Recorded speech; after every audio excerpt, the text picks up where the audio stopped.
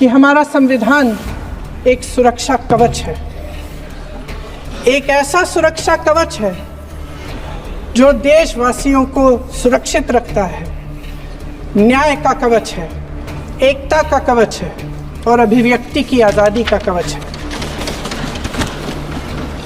दुख की बात यह है कि मेरे सत्ता पक्ष के साथी जो बहुत बड़ी बड़ी बातें करते हैं, इन्होंने इन 10 सालों में यह सुरक्षा कवच, सत्ता पक्ष के मेरे साथियों ने ये सुरक्षा कवच तोड़ने का पूरा प्रयास किया है। संविधान को लेकर संसद में प्रियंका गांधी और विपक्ष के बयानों को लेकर देश में सियासत गर्म है। भाजपा नेता कांग्रेस और उनके बड़े नेताओं को घेर रहे हैं।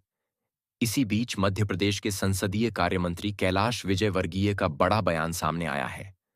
उन्होंने कहा कि जो संविधान को हाथ में लेकर चलते हैं, उन्होंने ही संविधान के साथ खिलवाड़ किया। जब उनके नाना जी की सरकार थी, तब धारा 370 लगाई थी। तब बाबा साहेब अंबेडकर ने पत्र लिखा था कि ये संविधान की आत्मा की हत्या है।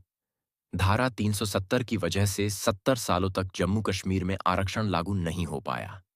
हमारी सरकार ने वहां से धारा 370 हटाई और आरक्षण को लागू करवाया।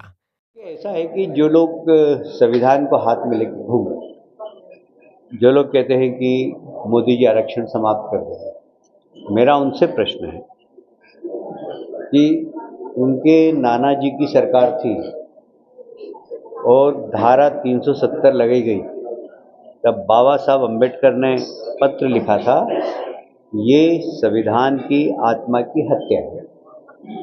तो पहले संविधान के साथ छेड़छाड़ की तो कांग्रेस ने, जो संविधान लेकर घूमती है, उन्होंने की। आरक्षण धारा 370 लगने के कारण 70 साल तक जम्मू कश्मीर में आरक्षण नहीं दिया गया। हमने धारा 370 हटाई।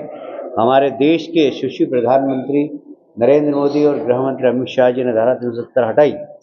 वैसे ही वहाँ के दलित भाइयों को आरक्षण मिलने लगा। अब इनका दोहरा चरित्र देखिए। जम्मू कश्मीर के चुनाव में नेशनल कॉन्फ्रेंस के साथ गठबंधन में कांग्रेस थी। उस नेशनल कॉन्फ्रेंस ने विधानसभा में प्रस्ताव पारित कर दिया कि धारा 370 लगना चाहिए। इसका मतलब वहाँ के दलित भाइयों का आरक्षण समाप्त होना चाहिए। ये सरकार जो कहती है कि संविधान के साथ छेड़छाड़, अरे छेड़छाड़ आपने की, आरक्षण आपने समाप्त किया।